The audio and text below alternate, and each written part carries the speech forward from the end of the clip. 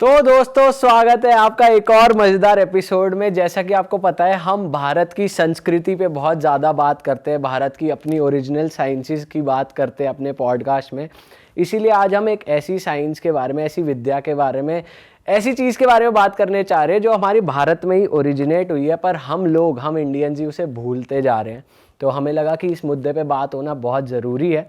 आज हम बात करेंगे आयुर्वेदा की, आयुर्वेदिक इलाज की, और कैसे वो काम करता है, कितना फास्ट वो काम करता है। जितने भी हमारे मिथ्स हैं आयुर्वेदा को लेकर वो टूटने वाले, क्योंकि आज हमारे साथ है दो बेहतरीन Ayurvedic doctors, doctor Parikshit Chauhan and doctor Sunetri Singh ji.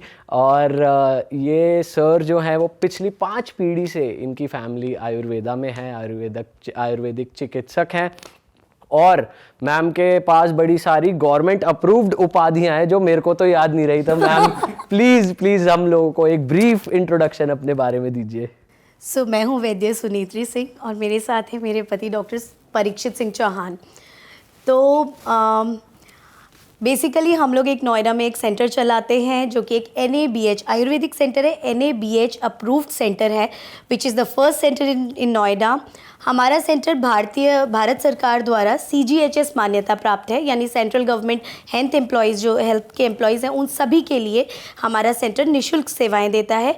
Plus अभी एक गुड न्यूज़ है कि इंडियन आर्मी को भी हम लोग ये सेवाएं फ्री सर्व कर सकते हैं। हमारे पास 7 पैरा मिलिट्री जो फोर्सेस होती हैं ना, पैरा फोर्सेस CAPF के जो अंडर आती हैं, उनको भी हम निःशुल्क सेवाएं दे सकते हैं, DERC। और अगर सबकी शुभकामनाएं रहीं और आयुर्वेद का आशीर्वाद रहा, हमारे गुरुओं का आशीर्वाद रहा, तो आयुर्वेद की सेवा जैसे 5 पीढ़ियों से करते आए हैं आगे भी करते ही रहेंगे। मैम सिंस गवर्नमेंट ये अप्रूव कर रही है आयुर्वेदा, वो भी आर्म्ड फोर्सेस को, जिनकी इंजरीज भी, जिनकी प्रॉब्लम्स भी इतनी ज़्यादा सिवियर होती हैं, तो मैं जानना चाहता हूँ, हम सबको तो आयुर्वेदा को लेकर ये मिथ था कि आयुर्वेदा बहुत स्लो है, जब तक वो रिजल्ट देगी तब तक तो प्रॉब्लम बहुत बढ़ जाएगी।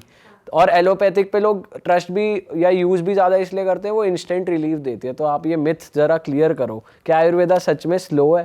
एक्चुअली आयुर्वेदा तो इतना फास्ट है कि वो आपके बीमार होने से पहले की बात कर देता है। आपको बीमार तो बाद में हुए ना, तो आयुर्वेद का तो पहला जो प्रयोजन है वही है स्वस्थस्य स्वास्थ्य रक्षणम। सेकंड लाइन में वो कहते हैं आतुरस्य विकार प्रशमनम चा, कि पहले तो स्वस्थ व्यक्ति के स्वास्थ्य की रक्षा करो। तो जो इतना पहले सोच रहा है वो तो स्लो हो ही नहीं सकता। दूसरी बात, आज WHO तक ने इंडियन ट्रेडिशन मेडिसिन को इतना आगे माना है कि उन्होंने अपना एक सेंटर बनाया है। गुजरात में एक सेंटर है, that is global centre for traditional medicine. और ये पूरे वर्ल्ड में, मतलब भारत के लिए तो एक प्राउड की बात है ही कि WHO ने ऐसा सेंटर इंडिया में शुरू किया है। एक्चुअली अब से पहले, अब मतलब जो ये गवर्नमेंट है इससे पहले से, मतलब एक्चुअली जो इस टाइम की गवर्नमेंट है वो तो थोड़ा सा इंडियन कल्चर को, इन सब चीज़ों को बहुत प्रमोट कर रही है। तो इससे पहले पूरे वर्ल्ड में जो अल्टरनेटिव मेडिसिन होती है, मतलब आजकल की जो पैथीज हैं, बेसिकली आजकल का जो वर्ड है वो एलोपैथी को मानता है, that is a main stream, और बाकी जितनी पैथीज को उनको लगते हैं वो एक साइड लाइन, ऑल्टरनेटिव एक नाम है। तो इससे पहले सिर्फ वो चाइनीज मेडिसिन को मानते थे कि हाँ ये एक मेन मतलब पैथी के अलावा समथिंग कुछ अलग है। लेकिन जब से ये गवर्नमेंट आई, आपने देखा होगा, अब जब हम जून में योगा दिवस सेलिब्रेट करते हैं, वो गवर्नमेंट की डिटर्मिनेशन थी कि उन्होंने योगा को इतना अच्छा प्रमोट किया कि अब वर्ल्ड योगा डे बनाने लग गए हैं। तो इन द सेम वे कि जब थोड़ा, क्योंकि इसको आगे लाने में हम अपने इंडिया में तो कर सकते हैं कि आयुर्वेद है, लेकिन उसको वर्ल्ड में ग्लोबली ले जाने के लिए जब तक गवर्नमेंट का सपोर्ट नहीं होगा ये पॉसिबल ही नहीं है। तो ये गवर्नमेंट की बहुत मैं कहूँगा कितने सालों से, मतलब हम स्ट्रगल कर रहे थे इसके लिए बहुत। तो अब WHO ने भी हाँ एक ऐसी मान्यता दी है कि उन्होंने एक, हमारे गुजरात में जामनगर यूनिवर्सिटी है, उसके अंदर ITR एक इंस्टीट्यूट है, बहुत बड़ा PG इंस्टीट्यूट, तो वहाँ पर अपना ये ग्लोबल सेंटर स्टार्ट करने के लिए एग्रीमेंट साइन हो गया है और वो कुछ ही टाइम में स्टार्ट होना शुरू हो जाएगा। तो एक ये बहुत बड़ा अचीवमेंट है। एक भी बहुत बड़ी कंप्लेंट कह लो या दिक्कत कह लो लोगों की ये भी रहती है कि जो आयुर्वेदिक मेडिसिन होती हैं, जैसे दवाइयाँ होती हैं, वो भी काफ़ी मुश्किल रहती है कंज्यूम करने में, क्योंकि मेहनत बहुत है, आपको कुछ बनाना है, कभी कभार आपको उबालना भी होता है। तो इस सब के झंझट में लोग रहना नहीं चाहते कि ये चाहते कि भाई दवाई खाओ और हो जाए ठीक। तो ये वाला भी एक इशू है कि मेहनत बहुत है आयुर्वेदिक दवाइयों में। लाइक यू कैन से ना कि देखिए जितनी हमारी आयुर्वेदिक दवाइयाँ हैं उनके अंदर कोई आर्टिफिशियल केमिकल नहीं है, फर्स्ट थिंग। तो जैसे हम खाना खाते हैं, अब आप कहोगे खाने में भी तो हमें मेहनत लग रही है, तो वो उसका कुछ पार्ट अब खाने में इतना देर लगाने, तो उसका कुछ पार्ट हम आयुर्वेद में लगा सकते हैं। दूसरा, अब जैसे जैसे थोड़ी टेक्नोलॉजी अच्छी हो रही है तो मेडिसिन के अब एक्सट्रैक्ट निकलना शुरू हो गया है कि पहले हम जैसे 3 ग्राम हमें चूर्ण खाना है, तो अब 3 ग्राम की आप टैबलेट बनाओगे तो वो लगभग 6 हो जाएगी, और ऐसी नंबर ऑफ मेडिसिन खाओगे तो लगभग ऐसी 15-20 टैबलेट हो जाएंगी। तो आपका क्वेश्चन सही था कि लोग इतने देख के वैसे ही घबरा जाएंगे। तो अब जैसे जैसे नई टेक्नोलॉजीज आ रही हैं तो हम उनके एक्सट्रैक्ट निकालने शुरू कर दिए हैं, जिससे टैबलेट का साइज़ भी छोटा होने लग गया है। तो ये वही कि जब गवर्नमेंट इसमें थोड़ा सा और इन्वेस्ट करेगी, क्योंकि आपको एक आयरनी बताता हूँ मैं, अभी तक क्या होता था, जो एम्स है दिल्ली का सबसे पुराना इंस्टीट्यूट है, उसका सालाना बजट, ईयरली बजट जितना है पूरे भारत के आयुर्वेद का बजट उतना है। अच्छा, आप समझ सकते हैं। तो गवर्नमेंट ने अब उसको पुश करना शुरू किया है। तो अगर ये सब कुछ ऐसा चलता रहा तो ये वाली प्रॉब्लम भी होपफुली बहुत जल्दी हम निकल आएंगे उस चीज़ से। और पैलेटेबिलिटी की बात एक ये भी है ना कि आप जब बीमार हो जाओगे, आईसीयू में पहुंच जाओगे, तब क्या आपको इंजेक्शन लगाने में मज़ा आएगा? एलोपैथी गोली आप खा रहे हो, उसका मुंह में टेस्ट नहीं आ रहा है, लेकिन बाद में क्या क्या इफेक्ट, या फिर कोई भी, हर चीज़ की अपनी ड्रॉबैक्स हैं, है ना। और टेस्ट की बात ऐसी है, आप शहद डाल के खा लीजिए, काढ़े की तरह खा लीजिए, and there are many ways, करने का मन होना चाहिए एक्चुअली। आयुर्वेद एक रोज़ का है, आयुर्वेद अलग नहीं है। आप मेरे से अभी आप दाल खा के आए होगे तो उसमें छौंका काय का लगा, जीरे का, तो अरहर की दाल में हींग जीरे का डालते हैं ताकि उसका जो बादी वाला वो है वो ख़त्म हो जाए। तो हम तो रोज़, आपके पास तो आप मुझसे ज़्यादा आयुर्वेद उतना ही यूज़ कर रहे हो जितना मैं यूज़। सही बात है। अच्छा मैम, अक्सर क्या होता है जैसे मेडिसिन होती हैं एलोपैथिक को लोग खाते हैं तो वो अक्सर कभी कभार किसी को सूट नहीं करती है, साइड इफेक्ट कर जाता है। आयुर्वेद में ऐसा होता है कुछ पर्टिकुलर दवाइयाँ साइड इफेक्ट किसी को कर दे सकती हैं? देखिए, there is a word called side effect, है ना। अब मैं बात कर रही हूँ, ये आपको सुनाई दे रही है, साइड इफ़ेक्ट तो है ही। तो मेन बात है एडवर्स इफेक्ट होता है कि नहीं होता, खराब असर होता है कि नहीं होता। अलग पैथी के बारे में मैं कोई भी धारणा बोलने से पहले ये बोलूँगी, आयुर्वेद 5000 वर्ष पूर्ण एक पैथी है। आप सोचो ना, त्रिफला आज तक पुराना हुआ है क्या? जो आज के सिस्टम ऑफ मेडिसिन हैं उनकी कितनी दवाइयाँ रोज़ बैन होती हैं। अभी मेफ्टाल फोर्ट की बात हुई है, त्रिफला बैन हुआ सर क्या? अश्वगंधा बैन हुआ है क्या? तो जिसने अपना अस्तित्व इतने सालों से बचा रखा है। दूसरी बात, अब वही बात एडवर्स इफेक्ट की, भैया झोला छाप तो हर विधा में बैठे हुए हैं। आपको समझना है कि कौन से वैद्य के पास जाना है, आपको समझना है कि मेरा डॉक्टर पढ़ा लिखा है कि नहीं है, और पढ़ा लिखा है तो क्या दे रहा है। जैसे और सिस्टम्स में होता है, एक डोजेज होती है ना, अपनी मर्जी से नहीं लेनी भाई दवा, there is a system. Rejuvenation की बात अलग है।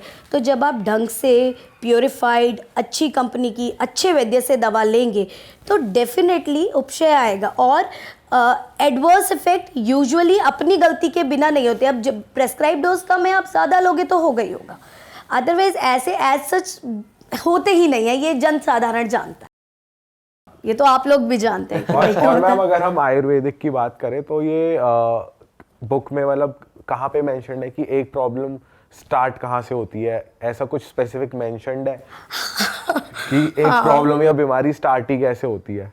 बताइए डॉक्टर सर। देखिए, एक्चुअली जितना भी हमारा, हम जहाँ पर भी आयुर्वेद में मेडिसिन की बात करेंगे या हम बोल रहे हैं कि हमारा बेस क्या है, दैट इज चरक संहिता। वो आचार्य चरक ने आज से हजारों साल पहले लिखी थी। और मजे की बात यह है कि जैसी चीज़ें उन्होंने तब लिखी थी वो आज तक फॉलो होती हैं। उसमें ये नहीं कि कोई भी आया उसने अपना कुछ कर दिया। लेकिन हाँ, उसके बाद में बहुत सारे, जैसे आजकल भी डॉक्टर्स हैं जो एक हमारा सब्जेक्ट होता है, मतलब जिसमें हम पीजी करते हैं, संहिता, तो वो ये तो ट्राई कर सकते हैं कि उस समय चरक ने क्या कहा था उसे हम आज के साइंस में कैसे कोरिलेट कर लें। लेकिन किसी भी आज ने चरक संहिता को चेंज नहीं किया है। तो ये वाली जितनी भी हम चीज़ें हैं ये हमारी सब चरक संहिता में है। ओरिजिन की बात कहें तो ओरिजिन किसी भी बीमारी का मुख्यतः हम बोले 2 टाइप का हो सकता है, one is physical and second is mental, okay, मानसिक जिसे हम कह सकते हैं। तो जब भी किसी भी चीज़ की बोला जाता है ना, अति सर्वत्र विरजेत, मतलब जहाँ भी किसी चीज़ की अति होगी वो चीज़ प्रॉब्लम करेगी। तो सेम उसके अलावा आयुर्वेदिक क्या कहता है, आयुर्वेद क्या कहता है कि हमारे शरीर में 3 दोष होते हैं। वो बहुत जल्दी बताऊंगा क्योंकि उसका एक बहुत लंबा टॉपिक है, हमें तो पढ़ने में 8-10 साल लगते हैं। वो बहुत छोटी सी चीज होगी। वात पित्त कफ होते हैं, सबने सुना होगा, वायु का प्रकोप हो गया, हम सब गांव से आते हैं तो बाय हो गई, बाय हो गई, पुरवाई चली तो बाय, या पित्त बन रहा है या कफ बन रहा है। तो जब पित्त की भी थैली फट गई ये ज्यादा सुना है गांव के लोगों से। गॉल ब्लैडर होता है। गॉल ब्लैडर है, लेकिन वो का आपने सही स्थान बोला है, है। आयुर्वेद में ये बोला गया है कि जो पित्त का स्थान है दैट इज गॉल ब्लैडर, जो उसके अंदर पित्त होता है गॉल ब्लैडर के अंदर दैट इज बाइल, वो उसका एक पार्ट है जो हमारे आयुर्वेद में पित्त होते हैं, क्योंकि पित्त के बहुत सारे फंक्शन होते हैं हमारी बॉडी में। तो जब भी इन तीनों का जो इक्विलिब्रियम होता है कि उनकी एक बॉडी में हमारी वात पित्त कफ की एक स्थिति है, अगर जब भी वो गड़बड़ होगी किसी भी कारण से, कि आपने बहुत ज़्यादा फिजिकल कर लिया तो वात गड़बड़ हो गया तो आपको पेन्स शुरू हो जाएंगे, आप बहुत ज़्यादा कोई भी ऑयली स्पाइसी खाया तो उस वजह से आपका जो पाचक पित्त होता है वो गड़बड़ हो जाएगा तो एसिडिटी हो जाएगी, ठीक है। आपने बहुत ज़्यादा किसी दिन हैवी खा लिया, ठीक है ना, आपने पराठे खाए, वो दिन भर खाते जा रहे हो, सर्दियों का मौसम है, आप खा के लेट गए तो आपका कफ बढ़ जाएगा, कफ बढ़ेगा तो आपको लिथर्जी हो जाओगे। सर्टेन ऐसे हैं, मतलब बहुत सारे, मतलब basically there are some reasons. Ayurveda में चिकित्सा भी बोली निदान परिवर्जनम, कि रीजन छोड़ दो, जो बीमारी का कारण है रीजन। अब रीजन जैसे, अब आपको मैं मजेदार बात बताऊं, आयुर्वेद में चिकित्सा 3 तरह से होती है मुख्यतः, देव व्यापाश्रय, युक्ति व्यापाश्रय और सत्वापचय। अब अगर देव व्यापाश्रय है, क्योंकि अब लोग कहेंगे देवों से कैसे हो जाएगी भाई, आयुर्वेद में साफ साफ कहा गया है कि देवों के रुष्ट होने से आपके अंदर बीमारियां आती हैं। अच्छा। तो जब हम बीमारियां उससे आई तो चिकित्सा भी 3 प्रकार की हो गई, देव व्यापाश्रय, युक्ति यानी मैंने और आपने युक्ति लगाई, रोज पिज्जा खाया, रोज बर्गर खाया, तो युक्ति हमने कोशिश की ना बीमार होने की, समय पे नहीं सोए, आहार निद्रा ब्रह्मचर्य जो 3 इंपॉर्टेंट चीज़ें वो नहीं की, ठीक है, हमने अच्छा व्यवहार नहीं किया। अब क्या होता है आयुर्वेद में कैसे कहते हैं, आहार विहार औषध, बहुत सारी चीज़ों के लिए 3, 5, 7 ऐसे हैं। तो आहार सबसे इम्पॉर्टेंट, विहार में आचार और व्यवहार भी आता है। अभी मैंने आपको उल्टा सीधा बोला तो आपको क्या लगता है, मेरा कोई दोष नहीं गड़बड़ होगा, मेरा मानस दोष जो रज और तम है, सत्व तो एक गुण है, सत्व दोष नहीं है, तो रज और तम गड़बड़ हो जाएगा तो क्या होगा, दिमाग में एंग्जाइटी होगी, वायु बिगड़ेगी, पित्त बिगड़ेगा, स्टेबिलिटी गड़बड़ होगी यानी कफ बिगड़ेगा। तो क्या उससे गड़बड़ी नहीं हुई, और जब मैं ध्यान में बैठी हूँ, पूजा कर रही हूँ, ईश्वर का ग्रैटिट्यूड कर रही हूँ, तो क्या उससे आपकी जो मेटाफिजिकल चीज़ें हैं वो ठीक नहीं होंगी। तो आयुर्वेद इतना मज़ेदार है, आप जैसे दुर्गा सप्तशती ले लो, उसका कवच अगर आप सुनेंगे तो माँ के कवच में ना रस, रक्त, मांस, मेद, अस्थि, मज्जा, शुक्र, 6 जो रस होते हैं, षड रस, हमारी जो इंद्रियां होती हैं, ठीक है, इन सब की रक्षा के लिए लिखा हुआ है। तो आयुर्वेद तो एटर्नल है जी। आयुर्वेद यहाँ वेदांतों से लेकर, वेदों से लेकर और आज तक चला आ रहा है, और ये बढ़ेगा ही कम, और हम हैं नहीं जो उसको बहुत दिशा दिखा सकते हैं, बट आयुर्वेद के उसमें एक छोटा सा दिया जला सकते हैं, वो हम रोज़ प्रयास करते हैं। This is what we are doing. Ma'am, आपके किसी पेशेंट के केस से समझते हैं, क्योंकि हम बहुत लिमिटेड चीज़ों के लिए आयुर्वेदा को अपनी ज़िंदगी में अपनाते हैं, जैसे हम टूथपेस्ट आयुर्वेदिक ले आएंगे आयुर्वेदा के नाम पे, या ऐसी छोटी छोटी चीज़ें हम कर लेते हैं, लेकिन जब कुछ मेजर चीज़ होती है, जैसे मान लो किसी का फ्रैक्चर हो गया या वो हो गया, तो आज भी सब फिजियोथेरेपिस्ट पे जाके करंट पड़वा रहे होते हैं। तो मैं जानना चाहता हूँ, क्या ऐसे सिवियर केसेस भी आपने अगर कोई डील करे, आप बता सकते हो कोई? देखिए, फ्रैक्चर तो बेसिकली हम लोग नहीं करते, लेकिन आज भी आदिवासी जनजातियों में पैरों को वो लोग फ्रैक्चर्स को ठीक करते हैं। ना तो यहाँ जिन सिटीज़ में हम रहते हैं ऐसा माहौल है कि पैर टूटेगा तो somebody will come to us, but there are संधान कर्म, हमारे यहाँ भग्न की चिकित्सा होती है, but since many surgeons are doing that. रही बात इमरजेंसी मेडिकेशन की, तो I can tell you many cases. Covid में हमने ICU में पेशेंट के साथ काम किया है। I can tell you a जबरदस्त एग्जाम्पल ऑफ दैट। वो तो अपने घर का ही था, मतलब मेरे हाँ, and I have all the reports. उस पर हम अभी एक बहुत बड़ा है, क्योंकि लगभग 50 दिन वो उनको कोविड हुआ, हम सबको हुआ था, हम सब थोड़ा थोड़ा जल्दी निकले।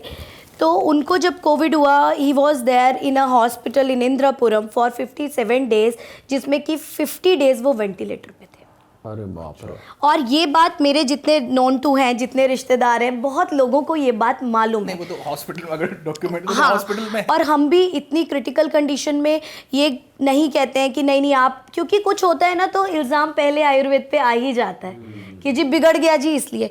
तो one fine day the doctor said 30-40 दिनों के बाद जब उनका अपना हिसाब हो गया और कुछ नहीं हो रहा था, लकड़ी है लेके जाइए। We spend around 55 lakhs, 55 lakh 55 lakh रुपए वहाँ पे। और फिर बोला कि दीदी कुछ हो सकता है क्या, and she was crying badly. बस मीन टाइम में ये बहुत अच्छा हुआ था कि मैंने कहा था मैं कुछ मेडिसिन तैयार कर लेती हूँ और मंगा लेती हूँ। तो देयर आर मैनी वैद्यास। इस बीच में मैं ये कहना चाहूँगी वॉट एवर वी आर, जो भी हम हैं, क्योंकि हमने जो शिक्षा ली है ना वो जा के लिए जगह जगह से। तो देयर इज़ अ रस वैद्य डॉक्टर गोपी कृष्णन, उनके साथ मैंने इस केस को डिस्कस किया। उनकी जो TLC था विच वॉज 35,000, ठीक है। एक इन्फेक्शन का पैरामीटर होता है, ब्लड रिपोर्ट्स में आता है TLCs, मतलब कोई भी चेस्ट इन्फेक्शन होगा कुछ भी बढ़ जाता है वो, दैट इज वो नॉर्मली। तो हमने जब शुरू में ICU में दवा दी तो हम उनको ज़्यादा वाली दवा नहीं दे सकते थे, तो हमने नैनो मेडिसिन जो हमारे रस औषधीज होती हैं, जो आपने सुना होगा स्वर्ण भस्म, ताम्र भस्म, जो इस तरह से, तो हम वो 2 ml देते थे सिर्फ। तो वी क्या किया हमने, उधर बोला जो नर्स थी कि आप इसको पानी में घोलना, क्योंकि उन्हें ओरल तो अलाउ नहीं होता है, NG ट्यूब पड़ी रहती है, तो उसको पानी में घोल के यू जस्ट पुश इट, मतलब वो सीधे पेट में जाएगा, उनके काम करेगा। हाँ, प्लीज। जब फर्स्ट डे दिया, अगले दिन हम सुबह पहुंचे, उनकी 8 से 9,000 TLC कम हो गई थी। अच्छा। और उनको जो इन्फेक्शन था वो सूडोमोनास का था, जो हॉस्पिटल में ही होता है यूजुअली, जो लोग लंबे रहते हैं। तो he was on a death bed. हमने उनको वो मेडिसिन देनी शुरू की और डेफिनेटली बहुत सारी दुआएं, आप समझ लीजिए किसी ने भागवत बोली, किसी ने कुछ बोला, बिकॉज उस टाइम ये नहीं होता मेरा बेटा है कि नहीं है, उस टाइम ये होता है ये बच्चा किसी तरह बच जाए। तो वो भगवान का तो आशीर्वाद और जो ऊपर की शक्ति है, दैवीय शक्ति है, वो तो फर्स्ट है ना। बट जो उस समय हमें पुश मिला, मेरा भाई एनेस्थेटिस्ट है, तो उसकी मेहनत से, डॉक्टर उन्मेष सिंह मेरा भाई एनेस्थेटिस्ट है, उसने उसका एलोपैथी वाला पार्ट संभाला। हम वेंटिलेटर पे घर लेके आए, अगले 25 से 30 दिन घर पे रहे, फिर धीरे धीरे चलने शुरू हो गए। We can show you the pictures कि वो किस तरह से धीरे धीरे चलने शुरू हुए। उसके बाद लगभग 1.5 महीने बाद ही रिकवर्ड, फुल्ली ही रिकवर्ड। चमत्कार तो इतने सारे हैं ना। एंड मेंटल हेल्थ पे एक केस जिसमें छोटा सा एक थोड़ा इमोशनल है। तो मैंने उन्हें जब से बचपन से देखा, उन्होंने ना क्लोरोक्विन, उनको मलेरिया हुआ था तो क्लोरोक्विन लगाया था इंजेक्शन। तो मलेरिया के बाद उनको हेमीप्लेजिया यानी आधा शरीर, वो होता है ना पैरालिसिस, आधा शरीर पैरालिसिस हो गया। तब मैं बॉर्न भी नहीं हुई थी। एंड देन मैंने, वो फिजिकली तो ठीक हो गए लेकिन मेंटली डिस्टर्ब हो गए। लाइक ही स्टार्टेड उल्टा बोलना, रोज़ी को 0, like I have a good nickname Rosie, तो कहते थे 000 कुछ ना। एंड उनको बाथरूम में अच्छा लगता था, बाथरूम में लेट जाते थे इन एन अंडरवियर, निकल गए घर से बाहर, घूमने निकल गए, वापस ही नहीं आ रहे हैं। This is a case. And ये जो मैं केसेस बता रही हूँ ना, ये वो लोग हैं जो हैं एंड जिनको लोग जानते हैं। उनका इलाज जो चल रहा था, आगरा के कोई पागल खाने के डॉक्टर बाहर देखते थे, प्राइवेट, उनसे कर रहा था। तो वो क्या करते थे, जैसे खाना खाते थे तो वो दूसरी जगह दूसरे की थाली में देखते थे। तो मैंने कहा डॉक्टर साहब बाकी तो ठीक है पर थोड़ा अजीब लगता है। तो कहते हैं अभी तो क्या है, अभी तो कुत्ते की तरह छीन के खाएंगे। दोज वर्ड्स लाइक, मैंने कहा यार इससे अच्छा पहली बार सोचा है ये ऐसा आदमी जिंदा ही क्यों है। अगर इतना ह्यूमिलिएशन है तो ऐसे आदमी का क्या फ़ायदा है। तो कुछ नहीं, टाइम बीतता गया, BMS में एडमिशन हुआ। 3rd ईयर में हम, जब हमारी शादी हो गई, देन वी डिसाइडेड कि को यहाँ लाते हैं। हमारे एक सर हैं doctor Santosh Sachan, and he is a mentor of me, first mentor. Sir से हमने डिस्कस किया तो सर ने कहा ले आओ। हमारी नई शादी हुई थी, घर पे वो वैसे ही छोटा सा टेबल अरेंज किया, मैं, परीक्षित और नाना जी ऐसे मिलके एक थेरेपिस्ट को बुलाते थे, जो हम कर सकते थे मेडिसिन दी। 17 दिन हमने घर पे रखा, बाल वाल मुंडवा के जो कर सकते थे थेरेपीज, पंचकर्मा सारे, विरेचन दिया, फिर बस्ती दी उनको, नस्यम किया उनका, इस तरह से शिरोधारा होती थी, शिरोबस्ती होती थी, सब कुछ हमने, कुछ बाहर कुछ घर में, पूरा उनको अच्छे से किया। 17-18 दिन वो हमारे पास रहे, 10 दिन एक्स्ट्रा रहे। जब वो घर आए लोगों ने बोला ये है ये, एंड उससे लेके आज तक वो जॉब कर रहे हैं। उसके बाद उन्होंने आके आयुर्वेद का फार्मेसी का डिप्लोमा किया। तो मेरे को उस दिन लगा कि सुनेत्री ये कर दिया ना, BMS में आना सफल हो गया, अभी आगे क्या ट्रीट करोगे पता। वाओ मैम, लेकिन मेंटल हेल्थ जैसे सिवियर चीज़ों के लिए तो लोग एंड इट इज साइकोसिस। कभी सोचते भी नहीं कि आयुर्वेदा भी ट्रीट करेगा, वो तो जाते हैं एलोपैथिक के पास या फिर काउंसलिंग के लिए और दवाइयाँ ले लेके बस दिमाग सुन कर आते हैं। हमने सुना है कि आधी आधी चीज़ें तो उनकी दवाई स्लीपिंग पिल्स ही होती है। एग्जैक्टली यहाँ तक कि आजकल तो लिथियम तक देने लगे हैं। आप लोग आयुर्वेद में बोलते हैं कि lithium is a metal, Ayurveda में बोलते हैं ना कि मेटल खिलाते हो हमें, तो आप लोग सोना और ये सब इम्प्योर है, किडनी खराब हो जाती है ना। और जब आप आयरन कम होता है तो दुकानदार से क्या मांगते हो? डॉक्टर को भी नहीं पूछते, सीधे बोलते हो कैल्शियम दे दो, एक आयरन की बोतल देना। तब आप पूछते हो कि आयरन से किडनी तो नहीं खराब होगी। छोटे से बच्चे को जिंक खिलाते हो, पूछते हो कि किडनी खराब होगी, बिकॉज देयर आर प्योरीफैक्टरी मेथड्स। ऐसी प्योरीफिकेशन आयुर्वेद में है। ऐसे ही थोड़ा ना सोना घिसा और मंडूर की भस्म जंग घिसी और लो जी खा लो ठीक हो जाओ। हजारों दिन के कम से कम 8-8 दिन तक उसका मर्दन होता है, प्रोसेसिंग होती है, उनको औषधियों के साथ मिला के इम्प्योरिटीज़ हटाई जाती है, तब आयुर्वेदिक औषधि मिलती है। उसमें शिव और पार्वती का अंश डाला जाता है, तब पारद गंधक ये सब अंश डाला जाता है, तब बनता है। ये औषधियाँ जीवित औषधियाँ हैं, पेड़ों से आई गई हैं। तो इनको इतना छोटा समझना, ये अभी दुनिया बहुत लोग अभी बहुत सूक्ष्म सोच है। धीरे धीरे आप देखिएगा ये तो दैवीय ही हो गया, इनसे तो रिजल्ट आएंगे। मैम और अगर जैसे आजकल कॉमन एक्सट्रीम बीमारियां जैसे कि कैंसर की भी स्टेजेस होती हैं, तो कैंसर भी एक बहुत बड़ी बीमारी है, तो इतनी बड़ी बीमारियों का भी आयुर्वेद में दिया गया है कि आप सोल्यूशन की हो सकता है कुछ? देखिए अगर बीमारियों के हैं, आयुर्वेद में एक कॉन्सेप्ट है कि कई लोग आपको ना, जैसे मेरे ही एक सर हैं जिनसे मैंने आयुर्वेद मतलब प्रैक्टिकल आयुर्वेद सीखा है, डॉक्टर तपन वैद्य, मेंटोर। तो अहमदाबाद में प्रैक्टिस करते हैं और सर आज तक लगभग 45 से 50 हज़ार पेशेंट्स कैंसर के आराम से थ्रू आयुर्वेदा देख चुके हैं, मतलब उनके टच में भी रहते हैं। तो सर ने एक बात बताई थी कि अगर पेशेंट आपके पास आ रहा है तो आयुर्वेद का क्या है ना कि आप उसकी अगर बीमारी से वो हो जाओगे कि कैंसर है, डर गए आप लाइक समथिंग, तो आप ट्रीट करना आपको सच में जो नए स्टूडेंट्स हैं उनके लिए बड़ा टिपिकल होता है। तो हमारे जो मैंने आपको अभी बात बोली थी ना, वात पित्त कफ, हमको इसके ऊपर काम करना होता है, आपकी बीमारी कोई भी हो। कई आयुर्वेद के डॉक्टर अभी भी, हम भी एक्चुअली क्या है कि पेशेंट रिपोर्ट्स लेके आते हैं तो हमें हमारी ड्यूटी भी होती है कि पैरामीटर्स देखें, लेकिन हम मतलब गुरु की कृपा से हम नाड़ी परीक्षा करते हैं। दैट इज, आप हमें कुछ मत बताइए दोनों को, हम आपकी नाड़ी देखेंगे और सब एक प्रिस्क्रिप्शन लिख देंगे और डेफिनेटली आपको उसका रिजल्ट आएगा ही आएगा। तो चाहे कैंसर हो, चाहे वो एक सर्दी जुकाम हो, हमको एक ऐसे नाड़ी पकड़नी है, हम उसके दोष देखने हैं, उसकी धातुएं देखनी है, उसका मल देखना है, मतलब सर्टन एक उसके लेवल्स होते हैं, तो हम उससे सब कुछ एसेस कर सकते हैं। आप हमें बताए, बीमारी बताए ना बताए, पेशेंट बताए ना बताए। कई बार क्या होता है, पेशेंट आया और वो हमारा लैंग्वेज का कम्युनिकेशन है, जैसे बहुत ज़्यादा फॉरेन के पेशेंट आते हैं जो अफ्रीकन कंडीशन से होते हैं, वो बेचारे इंग्लिश बोल ही नहीं पाते हैं, तो हम उसमें क्या करें, उसमें नाड़ी काम करती है, तो छूते ही पता चल जाता है। ये एक क्या बोलूं, ये एक तपस्या की तरह है जी। लाइक एक्चुअली मैं आपको बता दूंगा, ठीक है, आप कुछ कुछ तो समझ लोगे, लेकिन अगर यही सब सीख गए तो फिर डॉक्टर सारे ही डॉक्टर बन गए। तो इसमें जैसे हमने एक रखा आपको ऐसे ही, जैसे नाड़ी चल रही है, बस उसमें कुछ सर्टेन लेवल्स होते हैं, एक उसकी स्पीड होती है, किस गति से चल रही है, फीलिंग्स होती है फिंगर के अलग अलग पार्ट पे, लाइक वायु, पित्त और कफ है, तो फिर वायु के 5 पार्ट है, पित्त के 5 पार्ट है, कफ, फिर रिदम है, उसके बाद वात पित्त कफ, नहीं मैम प्रोसेस पे नहीं जाते वो, एंड देन नीचे इट्स टफ और एक्चुअली। मैम ये कितनी तगड़ी साइंस है कि आपको बस सिर्फ यहाँ से पूरी बॉडी का पता चल और जाता सर ये है। कितना प्रिसाइज है ये भी बताइए एक बार।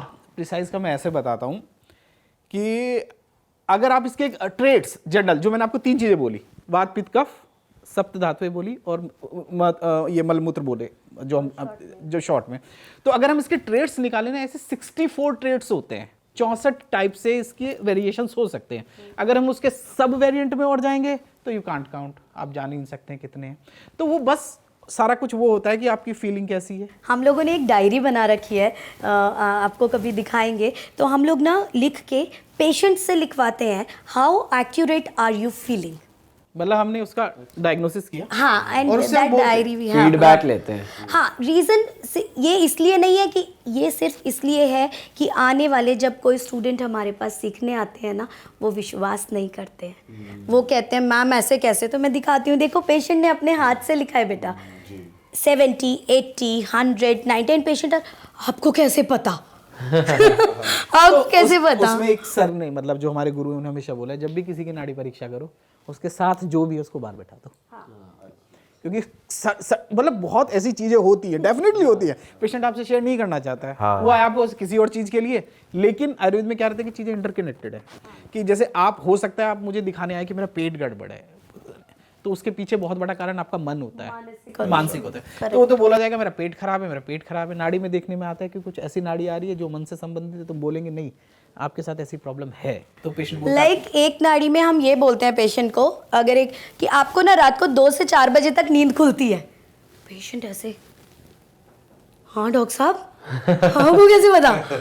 या फिर दूसरी तरह के ट्रीटमेंट दिखेंगे 4 बजे के बाद नींद नहीं आती है क्या? हाँ, मतलब patient can connect with it because it is very precise. So नाड़ी बहुत प्रिसाइज। तो सर जैसे आपने बताया कि कैंसर भी ट्रीटेबल है और वो बंदा रिकवर कर सकता है अगर वो आयुर्वेदिक ट्रीटमेंट ले, बट अब मैं जानना चाहता हूँ कुछ ऐसी बीमारियों के बारे में जो अक्सर हर घर में पाई जाती हैं, जैसे कि one of those is thyroid.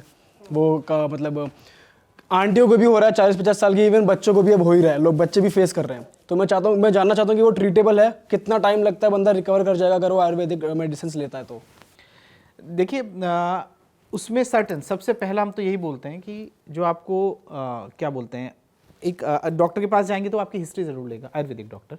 तो उसमें जो दिनचर्या है वो बहुत इंपॉर्टेंट पार्ट है, बहुत ज़्यादा, क्योंकि उसमें एक्चुअली इतनी गड़बड़ी है जिसकी वजह से कुछ ना कुछ चीज़ें हमारी गड़बड़ होती हैं। डेफिनेटली हम थायराइड का ट्रीटमेंट करते हैं।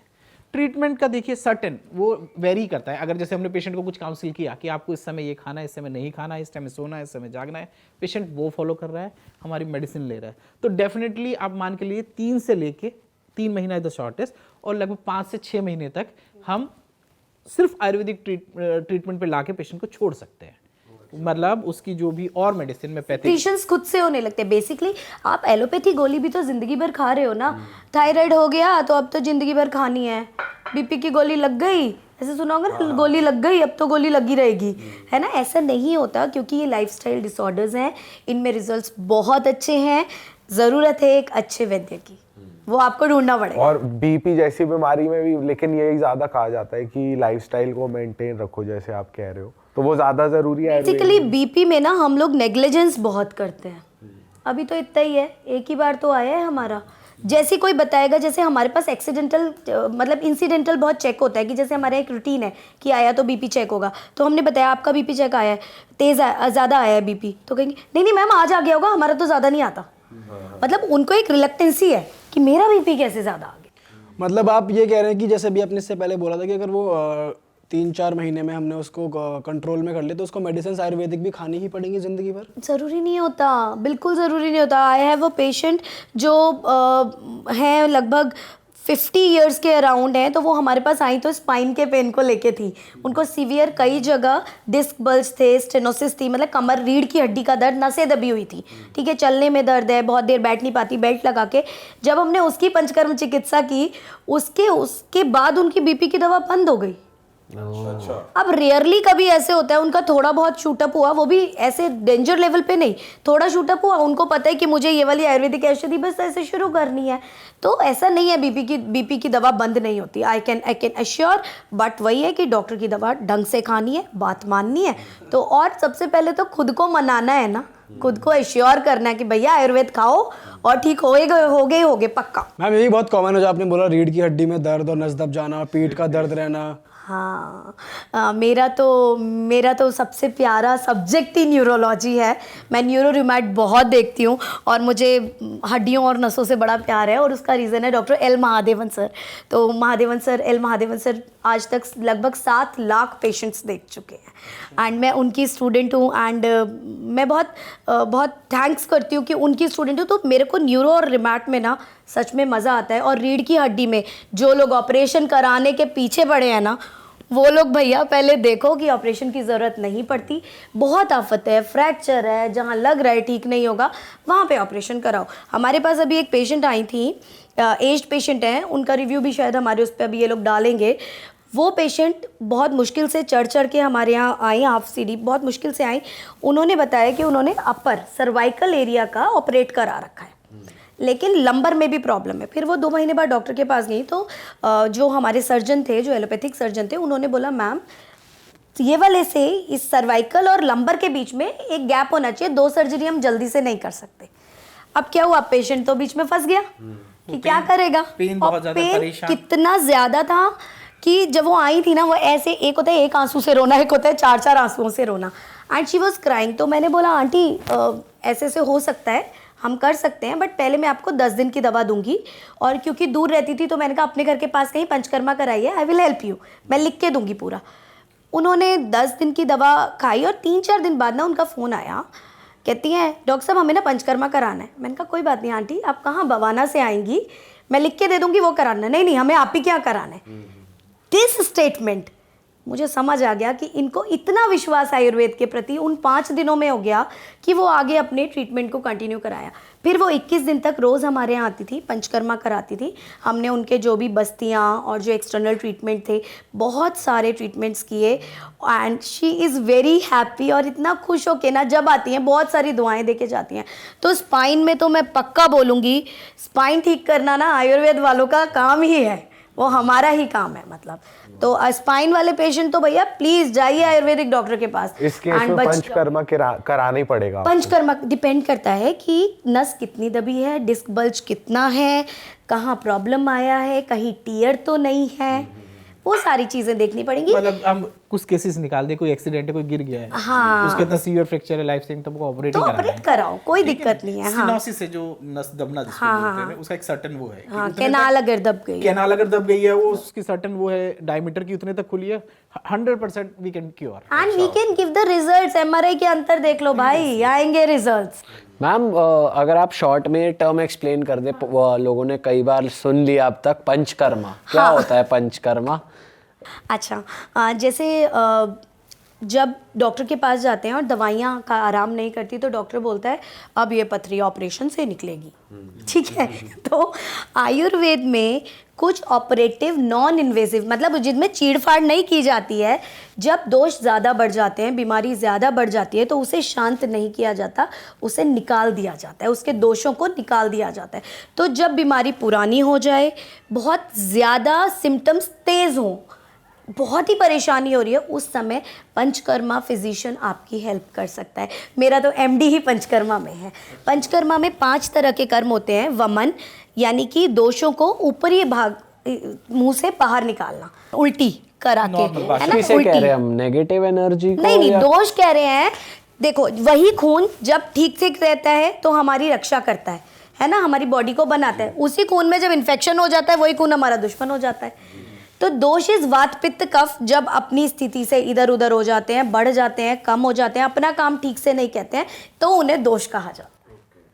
मतलब उनमें इम्प्योरिटीज़ आ जाएं, उनमें वो पैसिफाई उनको करना पड़ता है, ठीक से कर, तो उसको ठीक करने के लिए बेसिकली बीमारी के कारण को निकाल फेंकने के लिए पंचकर्मा होता है।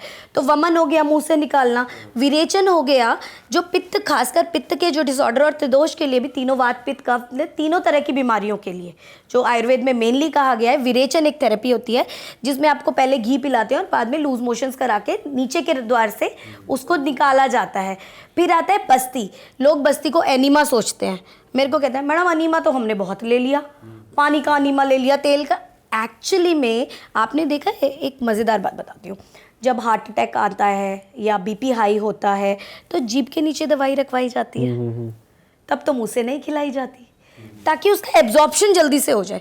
तो जब हम बस्ती देते हैं, वो एनीमा नहीं है, वो नीचे के रास्ते से, लेट्रिन के रास्ते से, रेक्टल रूट से हम दवाइयाँ दे रहे हैं ताकि ना तो वो लिवर की तरफ पहुँचे, पोर्टल सर्कुलेशन को, मतलब हमारी बॉडी में उनका एक्स्ट्रा असर पड़े ही ना, जहाँ चाहिए वहाँ का काम कराए और बाहर एब्जॉर्ब जल्दी हो जाए, और लिवर किडनी को कोई इफेक्ट ही ना डाले। सो आयुर्वेद सबलिंगुअल, जीभ के नीचे आप लोग आज सीखे हैं कुछ 100 साल पहले, और आयुर्वेद 5000 साल पहले से म्यूकोजल एब्जॉर्प्शन पे काम कर रहा है लाइक बस्ती के द्वारा। एक होता है नस से, आपने साइनस बहुत सुना होगा, ये पूरे नोएडा, दिल्ली, NCR, बैंगलोर। मैम हवाई कुछ ऐसी है यहाँ पे, हमारे सबके लंग्स काले हो चुके हैं, ना चाहते हुए भी सब लोग 4-4 5-5 सिगरेट एक साथ पी रहे हमारे हैं। पास एक पेशेंट आता था, बहुत मज़ेदार लड़का है वो आता था, वो आया मेरे पास पहली बार दिखाने। उसने मुझे जब हिस्ट्री दी तो कहते हैं हमारे सेक्टर 56 के पास ना एक नाला है, ठीक है, तो कहता है मैम मेरी नाक ना इतनी बंद है कि मैं ना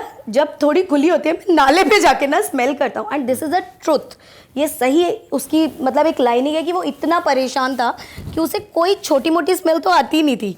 तो मेरे पास आया, कहता मैम ऑपरेशन कराना नहीं है, इसे ठीक कर दो, और आपने भी नहीं किया तो मैं अभी चला जाऊँ। मतलब वो बहुत ही परेशान और बहुत प्यारा सा लड़का है, आप ही लोगों की एज का है। तो मैंने कहा अच्छा ठीक है, शांत बैठ, वी विल ट्राई। उसकी सिस्टर को भी यही प्रॉब्लम है, यहाँ नाम लेना सही नहीं रहेगा, तो उसका भी रिव्यू मेरे इस पर पड़ा हुआ है एंड वेरी हैप्पीली उसने रिव्यू दिया। जब उसने कराया ना, आके मुझे कह रहा है मैम अब तो मुझे खुशबू आ रही है, आपके यहाँ पे अगरबत्ती लग रही है, उसकी भी आ रही है। सो जो लड़का पिछले 8 से 9 साल से साइनस से परेशान था, एंटी एलर्जिक लेते ही जा रहा था, कभी कभी स्टेरॉइड्स लेते जा रहा था, तो उसको साइनस में आराम मिला। किससे? नस्यम से, जो नस्य थेरेपी पांचकर्मा, हम 7 दिन हमने वो कराया, प्लस उसको 1.5-2 महीने की दवा दी, और शुरू में रिजल्ट, आप सोचिए इतना परेशान मरीज, आपको लग रहा है 2 महीने के रिजल्ट का इंतजार करेगा? वो तो ऑपरेशन कराने को रेडी है। जिसको रिजल्ट 8-10 दिन में मिला होगा ना, वही आगे मेरे से पंचकर्मा के लिए रेडी हुआ होगा। तो आयुर्वेद बहुत फास्ट है, ज़रूरत है हमें अपनी आंखें खोलने की। और मैम एक चीज़ और आजकल बहुत कॉमन है लड़कियों में, पीसीओडी काफ़ी ज़्यादा एक आजकल टर्म सुनने को मिलता है कि मोस्टली काफ़ी लड़कियों को हो रहा है, तो इसका भी इलाज है आयुर्वेदिक में? इसमें मैं कहूँगा कि अगर हम एक ऐसा सेफ इलाज देखें तो वो आयुर्वेद में है, क्योंकि अब फिर वही बात आती है Another पैथी की बात ना। एक्चुअली पैथी में क्या है कि आप जाएंगे डॉक्टर के पास, एक सिम्टम्स के ऊपर काम होंगे कि आपको पीरियड्स रुक गया होगा पीसीओडी में, आपके चेहरे पे बाल निकल आते हैं, वेट गेन हो जाता है, तो डॉक्टर्स चिड़चिड़ापन हो जाता है, प्रेगनेंसी नहीं होती, तो डॉक्टर्स क्या देते हैं? जनरली हार्मोन्स देते हैं। और वो कॉन्ट्रासेप्टिव पिल्स होती है ना, वो basically- इसका एक ही चिकित्सा मेन लिया, ओरल कॉन्ट्रासेप्टिव पिल, ओसीपीज जिसे बोलते हैं, ओसीपी। वो फिर अगेन केमिकल है, कोई ना कोई वो जा रहा है, एक चीज को तो ठीक कर रहा है, दूसरी को गड़बड़ कर रहा है। हम आयुर्वेद में क्या क्या कहते हैं, आप जब से हमारे पास ट्रीटमेंट आ रहे हैं, आप अपनी ओसीपी छोड़ दीजिए, ठीक है ना, और हम एक आपको सर्टेन दिनचर्या देंगे, रूटीन। आयुर्वेद में जब भी कुछ ट्रीटमेंट होता है वो आहार और विहार, 2 चीजें। आहार आप क्या खा रहे हो, विहार आप एक दिनचर्या है। बहुत जल्दी शॉर्ट में 2 चीजें बताता हूँ। जैसे चरक संहिता है, इसका एक सेकंड चैप्टर है, अपामार्ग तंडुली अध्याय, सेकंड चैप्टर का नाम। तो जो स्टूडेंट होगा, जैसे आयुर्वेद में आया तो चर के 2 पार्ट हैं, एक फर्स्ट और सेकंड। तो फर्स्ट पार्ट में जब वो स्टूडेंट है तो उस अपामार्ग तंडुली अध्याय में यवागु को बताए गए। यवागु मतलब कुछ खाने की प्रिपरेशंस, कि आप चावलों को इतना उबाल लीजिए, उसमें इतना पानी मिला दीजिए, उसके सर साथ ये बीमारी के अनुसार। कॉम्बिनेशन है आप जिसमें बिना दवाई के ट्रीटमेंट कर सकते हैं। तो हमारे आयुर्वेद का बच्चा तो दूसरा चैप्टर पढ़ के ही डॉक्टर हो जाता है, उसको 5 साल की डिग्री की जरूरत नहीं है। और वो यवागु सिद्ध यवागु है, मतलब डिजीज वाइज दिए हैं, आप इसलिए- चरक में कभी भी खोल लीजिए, आपको दिखेंगे वो। एक आहार हो गया, मतलब ये उसके लिए। दूसरा विहार, आप सुबह से लेकर शाम की आपकी दिनचर्या क्या रहने वाली है, क्योंकि पूरे दिन में वात पित्त काफी है ना घटते बढ़ते हैं, इनका टाइम होता है, तो हमें उसी के अकॉर्डिंग खाना पड़ता है। एक बहुत छोटा सा एग्जांपल, जैसे एसिडिटी, किसी को भी पूछ लो तुझे एसिडिटी है या पेट डिस्टर्बेंस है, सब बोलते हैं हाँ हाँ। तो आप उनको कहीं थोड़ी सी हिस्ट्री लोगे तो पता चलेगा कि सुबह का जो खाने का टाइम है वो दोपहर में खा रहा है, दोपहर वाला शाम में खा रहा है, शाम वाला और रात को 11 बजे खा रहा है। 3 बजे। तो 5 बजे भी। ऐसे लोगों के लिए मैं टिप देता हूँ ना, किसी को ऐसी पेट की प्रॉब्लम है, फर्स्ट टिप, आपको जो कुछ भी खाना है, चाहे वो, वैसे तो मना करते हैं कि जो भी, मतलब आप भी जानते हो फास्ट फूड या जो भी है, लेकिन फिर भी मन कर रहा है खाना है, तो खाने का टाइम क्या हो पूछोगे डॉक्टर से, सुबह 10 से लेके दोपहर के 2 बजे तक। आप जितना नॉनसेंस आपको खाना है इन द सेंस, आप उस टाइम खाओ, क्वांटिटी भर के खाओ जितना आपको खाना है। मोमोज वोमोज जो अगर पेट में खाने हो। पहले तो खाने नहीं हैं तो खाओ, नहीं हम खाने। कभी भी नहीं है बोलेंगे ना, मैं कभी नहीं बोलूंगा नहीं खाओ, लेकिन कभी होता है ना कि कोई टेस्टी चीज किसी दिन खानी है वीक में। लेट्स से पराठा खाने हैं, 2 ही खाने की भूख है, लेकिन कहते लाओ 3 खा लेते हैं। अगर आपको कैसी अभी कुछ ऐसा कुछ गड़बड़ खाना है तो आप 10 से 2 बजे के बीच में खाओ। उसका रीजन क्या होता है, एक तो नेचुरली बॉडी में ना पित्त बढ़ा रहता है, and pitta is related to digestive fire, sunlight होती है। तीसरा, हम फिजिकली एक्टिव होते हैं। तो 3 रीजन ऐसे होते हैं कि आप दिन के इस टाइम में कुछ भी खाते हो इजीली पच जाता है। जैसे जैसे शाम होती जाएगी, सनलाइट कम हो जाएगी, आप मोबाइल कम हो जाओगे, घूमना फिरना कम हो जाएगा, डाइजेस्टिफायर वो भी कम हो जाती है। तो इसलिए ऐसा बोला जाता है कि जैसे जैसे शाम होती जाए आप हल्का खाओ और कम खाओ। तो आप ऐसा जब जल्दी खा लोगे तो आजकल एक वो आपने सुना है ना कॉन्सेप्ट फास्टिंग वाला चल रहा है, Intermittent fasting। आप हम आयुर्वेद में बोलते हैं जैसे ऐसे पेट की गड़बड़ आप 6 बजे खा लो, फिर आप अगला ब्रेकफास्ट कब करोगे? सुबह को लगभग 8 बजे, 9 बजे, 10 बजे। आपकी 16 घंटे 14 घंटे की फास्टिंग तो वैसी हो जाएगी। तो ये आयुर्वेदिक कॉन्सेप्ट कब का है? इतना 15 और हम 5,000 साल पुराना, और हम तो बहुत अच्छे रिजल्ट्स हैं। पीसीओएस ये सब बहुत कॉमन डिजीज है। कहीं ना कहीं अकॉर्डिंग टू अस नहीं, हम ट्रीट करते हैं तो कह सकते हैं कि एक लाइफ स्टाइल इसके पीछे बहुत बड़ा रीजन है कि आप अपना लाइफ स्टाइल रूटीन पे ले आओ। क्योंकि एक ये वायु, जैसे हमने वात की बात की थी, अपाइन वायु से रिलेटेड एक डिजीज है जिसमें से नीचे अपान वायु है। तो उसकी गड़बड़ी से होती है। आप डेली रूटीन करो, खाना ठीक करो, कुछ पंचकर्मा कराओ और कुछ आयुर्वेदिक दवाइयां खाओ, 100% we can cure PCOD, PCOS. बहुत केसेस हैं। एक पीरियड पेन आपने बहुत सुना होगा, पीरियड पेन जो यंग गर्ल्स होती हैं, जो पीरियड्स आने शुरू होते हैं ना, तो उनके लिए हम लोग बहुत अच्छा, हमारे पास श्योर शॉर्ट ट्रीटमेंट है कि पीरियड के 10 डेज पहले हम एक बार, ऐसे नहीं हमारे पास बार बार आना है, कुछ एक चीज़ दवाइयाँ बता देते हैं, आप ये दवाइयाँ लेना शुरू करें पीरियड के 10 डेज पहले। आपको जो वो पीरियड पेन है पहले ही उतना काफ़ी कम हो जाएगा। प्लस कुछ एक पंचकर्म है जो 3 साइकिल्स आना पड़ता है पीरियड के 3 साइकिल पीरियड के पहले 5-5 दिन के लिए। पहली बार जब आप कराएंगे पंचकर्म 5 दिन सिर्फ, एंड हमने ना, क्योंकि स्टूडेंट्स आते हैं, बच्चे आते हैं, तो बहुत ही मिनिमल कॉस्ट उसका रखा हुआ है, ठीक है। और आपको अगली बारी 40% कम पेन होगा। मेरे पास तीसरी साइकिल में कोई लड़की आती नहीं है, 2 साइकिल में ही पूरा हो जाता है। सो पीरियड पेन एक बहुत बड़ा मतलब इशू है। मैम जैसे सर ने भी बताया कि कुछ भी हैवी खाने का टाइम 10 से 2 बजे के बीच में होता है, और उसके बाद हमें कम खाना चाहिए, क्वांटिटी वाइज भी और वैसे भी, और कम मतलब 6 बजे तक खाना खा लेना चाहिए। ऐसी और क्या कॉमन मिस्टेक्स है जो आजकल हम लोग बहुत ज़्यादा कर रहे हैं और हम रियलाइज़ भी नहीं कर रहे, जो हमारे साइंसिस के हिसाब से या पुराने ज़माने के हिसाब से गलत बताई जाती हैं? जैसे पहले से होता था ना ऊषा पान, आजकल आपने सुना है ना, सुबह सुबह उठ के पानी पीते हैं लोग, हाँ। है ना। उसका टाइमिंग क्या है? जो 9 बजे उठ रहा है वो 9 बजे पानी पी रहा है, जो 8 बजे उठ रहा है वो 8 बजे पानी पी रहा है। ऊषा का एक काल होता है, लाइक सुबह सुबह ब्रह्म मुहूर्त के टाइम में। मुझे ऐसा लगता है कि सुबह सुबह जब आप 4-5 बजे पानी पीते थे, फिर आप व्यायाम करते थे, पहले हम लोग जब टॉयलेट्स नहीं होते थे तो खेतों तक जाते थे, तो डिहाइड्रेशन सब होता था, उस टाइम में वो पानी पच जाता था। जैसे खाना पचता है ना, वैसे ही पानी भी पचता है हमारी बॉडी में। ये हमें समझना चाहिए। लोगों को लगता है सुबह पानी पीते हैं और पॉटी आ जाती है। अरे कोई नलका थोड़ी ना लगा है जो पानी से पॉटी आ जाएगी। It is not right. पानी तो एक एक बूंद करके किडनी जो है छान रही है। तो प्लीज़ अपनी किडनी को थोड़ा रेस्ट दें एंड डिमांड ड्रिंकिंग करें।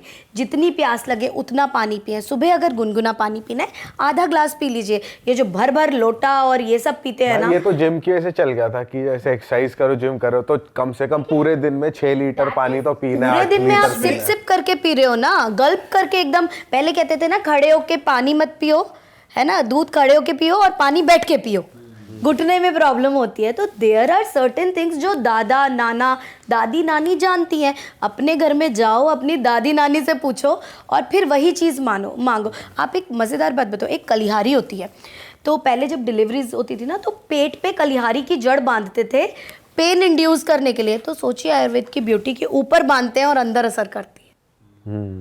There are many things. तो बेसिकली आयुर्वेद और ये सारी चीज़ें ना इस तरह से this is a science and art. बहुत प्यारी एक साइंस है जिसको सिर्फ हमें समझना है। रोज़ अपनी रसोई को देखो। हल्दी एंटीबायोटिक है, एंटी माइक्रोबियल है। आप हल्दी, आजकल करक्यूमिन सुन रहे हैं, करक्यूमिन के कैप्सूल्स आते हैं, करक्यूमिन करके, एंटी इन्फ्लेमेटरी है, ठीक है। आपको कहीं भी दर्द होता है, कुछ चीज़ें ना मैं एक मज़ेदार टिप्स देती हूँ। आप लोग मीठा सोडा, थोड़ा सा काला नमक, हल्दी भुनी हुई, ये कुछ चीज़ें आपको अपने ना साथ में रखनी चाहिए। जैसे गैस की गोलियां लेके चलते हैं ना आप लोग, है ना, उस तरह से ये चीज़ें आप अगर साथ लेके चलेंगे तो माना एसिडिटी हुई, सबको होती है, गैस्ट्राइटिस, ब्लोटिंग बहुत लोगों को होती है। तो आपने क्या करना है, दिन में 2 बार आधा चम्मच मीठा सोडा, उसमें 1 चुटकी काला नमक डालिए, उसको मिक्स कीजिए और उसकी फंकी लगाइए, घोल के मत पीजिए। आप देखेंगे आपको कितना अच्छा रिजल्ट आएगा। साथ ही हैवीनेस हो रही है, आप ऐसे करके मुद्राएं लगाइए, दिस इज वायु मुद्रा, ठीक है, and this will work a lot. मैं एक फनी बात बोल सकती हूँ, कितनी देर तक करना होगा? अगर इसको 10 मिनट्स, बट ये यहाँ पे पर्वत पे टच होनी चाहिए। आपका ऐसे गोलू बन रहा है ना गोलू मत बनाओ। गोलू पता नहीं क्यों बन रहा है। करेक्ट, वो धीरे धीरे आ जाएगा, ठीक है। वन इज अग्नि मुद्रा। ये 2 मुद्राएं बहुत ही अच्छी हैं। देखिए हर समय सुखासन में पॉसिबल नहीं है, लेकिन आप ऐसे बैठे इंटरव्यू कर रहे हैं, किसी को क्या पता है, ऐसे रखिए, अच्छा है, कोई और इससे क्या देखेगा होगा? सीखा। इससे वायु का संचरण और अग्नि इज अ मेटाबॉलिक थिंग, जैसे जितनी भी मेटाबॉलिक एक्टिविटीज़ हो रही हैं सब अग्नि से हो रही हैं, ठीक है, तो वो काम करेंगे। एक बार मैं पुणे से आ रही थी तो अचानक मुझे यहाँ पे घबराहट हुई और बहुत डिज़ी फील हुआ, मुझे समझ नहीं आया क्या है, और उस टाइम कोई भी मेडिसिन अवेलेबल नहीं थी। मैं वहाँ पे फ्लाइट में घूमने लगी, टेक ऑफ हो चुका था, तो एयर होस्टेस ने बोला मैम आर यू कंफर्टेबल, मैंने कहा no I am feeling something else, but इतना नहीं लग रहा था कि मैं फ्लाइट रुकवाऊँ। So I message my husband please take care of the kids, क्योंकि मुझे लग रहा था पता नहीं क्या हो जाएगा। समटाइम्स आप अकेले ट्रैवल करते हो तो आप डर जाते हो, ठीक है, और फ्लाइट रुकवाने की हिम्मत नहीं थी कि एकदम कुछ नहीं निकला, तो धीरे धीरे और डिजीनेस होने लगी और एक अजीब सी घबराहट और हैवीनेस हुई। मेरे बराबर की सीट पे कोई नहीं था, मैं विंडो सीट पे थी, तो मैंने उनसे रिक्वेस्ट की कि क्या मैं ऐसे ऐसे बैठ सकती हूँ, कमर इधर लगा के। उन्होंने कहा ठीक है। मैंने एक मंत्र लगाया, ठीक है, और वो मंत्र लगाने के बाद मैंने ये मुद्रा 10 मिनट्स और ये मुद्रा 10 मिनट्स बस भगवान का नाम लेके मैं करते रही, ठीक है। पशुपतास्त्र स्रोत मैंने लगाया एंड उसकी बहुत महिमा है। हनुमान बाहुक और पशुपतास्त्र स्रोत मरते हुओं को निकाल सकता है। Like I have that much faith into Pashupatastra स्रोत। मैंने वो लगाया और मैंने उसके 5-10 मिनट्स बाद मैं उठी हूँ और मैं थोड़ा बेटर थी, और सबसे बड़ी बात है मैं जिंदा थी। That was a miracle. फिर मैं आई तो मैंने तपन वैद्य सर जो कार्डियोलॉजिस्ट हैं और ये कैंसर स्पेशलिस्ट हैं, उनको मैंने फ़ोन किया। मैंने कहा सर मुझे ना ऐसे ऐसे हुआ था, मैंने बस मुद्रा लगाई, मैं बच गई क्योंकि आपने मुझे थोड़ा मुद्रा और व्यान वायु। तो सर ने मुझे बताया कि व्यान वायु और वायु का ऑब्स्ट्रक्शन हुआ होगा और जैसे ही तुमने किया वो रिलीज़ हुआ होगा, तो हार्ट में अगर कुछ हो भी रहा होगा तो वो ठीक हो गया। And that is a miracle happened with me and thank you to all my gurus, जिसके लिए जो मैंने ये सीखा। तो कई बार जिन चीज़ों को हम अंडर एस्टिमेट जैसे करते हैं, अभी वही बात हम जो सबसे शुरू में हमने बात की थी कि आयुर्वेदिक मेडिसिन इतनी सारी खानी पड़ेंगी, क्या करें, तो उसमें एक टूल हो जाता है हमारी होम रेमेडी। जैसे आपने मैम ने बताया कि सोडा और वो ले लीजिए, उससे आपकी एसिडिटी कम हो जाएगी, तो ये हम ऐड कर सकते हैं नंबर ऑफ मेडिसिन कम करने के लिए। दूसरा ऐसा ये मुद्रा ऐसा टूल है। तो इसकी वजह से क्या होगा, हम थोड़े से वो मेडिसिन के ऊपर जो डिपेंडेंसी है उसको थोड़ा सा कम कर सकते हैं। सर थोड़ा और ना खाने का टाइम और बता दो एक, जैसे आपने बता दिया कि भाई सुबह आधा Lifestyle। गिलास गर्म पानी भी, उससे ज्यादा नहीं। और परहेज कितना लंच करना किस होता है टाइम वो भी करना है, बता ब्रेकफास्ट देना। किस टाइम करना चाहिए, जो एक तो सबसे पहले सुबह उठे, जैसे मैम ने बताया आधा या 1 गिलास गुनगुना पानी पीना है, इससे ज़्यादा नहीं पीना है, ठीक है। सेकंड क्या बात आती है फिर हमारी आती है ब्रेकफास्ट। उसका देखिए आयुर्वेदिक क्या कहता है, आयुर्वेद में अगर हम कहीं स्पेसिफाइड देखें तो कहीं भी ब्रेकफास्ट करना लिखा नहीं है। अच्छा, क्योंकि हम रात को सोए रहते हैं, हमारी पेट की अग्नि जो होती है डाइजेस्टिव फायर उतनी जली नहीं होती है, बर्न नहीं होती है। तो या तो आप एक्सरसाइज करो तो आप ब्रेकफास्ट करो। भूख लगे बेसिकली, भूख नहीं है तो मतलब खाना अग्नि नहीं है ना, मतलब बेसिकली जैसे जो हमारी मेडिसिन होती है, चाहे उसे मेडिसिन डिपार्टमेंट कह रहा हूं, तो उसे बोलते हैं काय चिकित्सा। काय का मतलब होता है अग्नि, यानी जब हम ट्रीटमेंट कर रहे हैं तो हम अग्नि की चिकित्सा कर रहे हैं, दैट इज मोस्ट इंपॉर्टेंट। तो हमें पूरा ध्यान पूरे दिन पे, अगर अपने अग्नि को हमने कंट्रोल कर लिया तो पूरा दिन हमारा अच्छा गुजरेगा। तो ब्रेकफास्ट का रूल मैंने बता दिया, आप अगर एनर्जी कुछ ऐसा काम कर रहे हो, वॉक कर रहे हो, तो आप ब्रेकफास्ट खाइए। ब्रेकफास्ट वही थोड़ा सा एक मीडियम रहेगा, ठीक है ना। जो हमारा मेन मील है वो मैं वही बोलूंगा 10 से लेके 2 बजे का, 12-12:30 तक और उसमें आइडियल चाहिए। एक छोटी सी गलती क्या होती है, उसका इफेक्ट बाद में पता चलता है, वो रहता है कई लोग सैलेड साथ में खाते हैं। आई विल रिक्वेस्ट कि आप सैलेड पहले खाओ, 10 मिनट पहले। कच्चा और पक्का अन्न एक साथ नहीं खाना। उसमें एक रीजन और रहता है कि सैलेड खाने से पानी की क्वांटिटी थोड़ी ज्यादा है और आप इधर खाना खा रहे हो। अग्नि तो में आप अग्नि के पास खाना जा रहा है पचने के लिए, लेकिन साथ साथ पानी भी जाएगा तो वो अग्नि को बुझाएगा, सप्रेस करेगा। और सबका डाइजेस्टिव टाइम अलग है, कच्चे खाने का टाइम अलग है। ऐसे दूध और केले का आजकल जिसे देखो जिम में जा रहा है और वो मिल्क शेक्स पी रहा है, ये सब ये खुद पीता है बनाना मैं शेक। पीता हूँ। ओह! फ्रूट की टाइमिंग है। बनाना शेक तो दुनिया पी रही अभी है। मेरे पास एक पेशेंट आए हैं, उन्होंने मुझे बताया कि मेरे को ना खुजली होती है, सिर्फ अर्टिकेरिया, पित्ती उछल जाती है, सुने, पित्ती पित्ती जैसी उछल जाती है। मैंने कहा क्या किया था? कहता है मैम एक टाइम था जब बॉडी बनाई थी ना, 2 ही चीज़ खाए थे, केला दूध, केला दूध, केला दूध, साथ में कभी भी नहीं खाने हैं। फ्रूट्स के साथ मिल्क का कोई कॉम्बिनेशन नहीं होता है, तो भैया मिक्स करके नहीं खाना। आयुर्वेद में बहुत बहुत कॉन्सेप्ट है, विरुद्ध आहार। मतलब उसके ऊपर हम एक अलग से प्रोग्राम कर सकते हैं, दैट इज विरुद्ध आहार। क्या खाना किसके साथ, आपको ध्यान में रखिए। आपको नहीं ध्यान में आ रहा क्या खाना है, अपने घर में किसी बड़े से पूछ लीजिए। 2 अपोजिट क्वालिटी वाली चीजें, जैसे ये लोग गड़बड़ क्या करते हैं, रात में खाना खाया और पूछते लाओ दूध पी ले, खाने के साथ दूध पी रहे हैं भाई लोग। ऐसा एक स्टेट में मैं गया था, वहाँ होता है। तो क्या, जैसे खाना खाया तुरंत ही दूध पी गए। तो आपने खाने में क्या होगा, नमक खाया होगा, अचार खाया होगा, खट्टा खाया होगा, ऊपर से दूध पी लिया। तो 2 मधुर रस है, करेक्ट। तो एक साथ जाएंगी तो गड़बड़ करेंगी। तो एक वो हो गया 10 से 2 बजे खाना जो आपको खाना है, आप अपना जो सैलेड लेना है थोड़ा अलग लीजिए। तो दूध कितने टाइम बाद पी सकते हैं खाने के? 2 घंटे बाद आई विल से। तब तक वो है ना डाइजेस्टिव, उसका डाइजेशन पूरा हो जाता है, वो हमारे पेट से आगे बढ़ चुका होता है, उसके जो रस का एब्जॉर्प्शन होता है वो हो चुका होता है। और फिर मैंने जैसे बताया, डिनर जितना जल्दी हो जाए कर लीजिए। कितना जल्दी लगभग? फिर भी एक टाइम बताओ, आपको खाते हो? हम 6 बजे डिनर? सर क्या बात है। हाँ, हमारी कुक तो 6 बजे तो गोलगप्पे का टाइम होता है। तो 6 बजे ऐसा एक ये वो टाइम रहता है कि मैम आपको तो टाइम निकल गया। हाँ, तो आज अब उसका हम सब्स्टिट्यूट होता है ना, कई लोग यही बोलते हैं आप क्वेश्चन कि 6 बजे मैंने खा लिया, भूख लगेगी। तो तब उस कंडीशन के लिए रात के लिए फिर दूध है हाँ, कि आप ले लीजिए, मुरमुरे खा लीजिए, मैनी थिंग्स। देखिए बस हमें अपनी ना बायोलॉजिकल क्लॉक सेट करनी है भाई। हाँ देखिए, आपको आप वो है ना, तो एक एग्जांपल, पर मैम ये आसान नहीं है ना करना, सेट नहीं करना बहुत सच मुश्किल है। में मुश्किल नहीं है। एक्चुअली एक साइंटिस्ट ने एक सर्केडियन साइकिल करके, एक सर्केडियन रिदम, रिदम करके एक कॉन्सेप्ट दिया, और उसको 90s आई थिंक वो सर्च करना पड़ेगा, 80s या में नोबेल प्राइज मिल गया सिर्फ इतना बताने के लिए हमारे दिन में ये हार्मोन्स का चेंज होता है, तो आप ये खा लो, इस टाइम मत खाओ।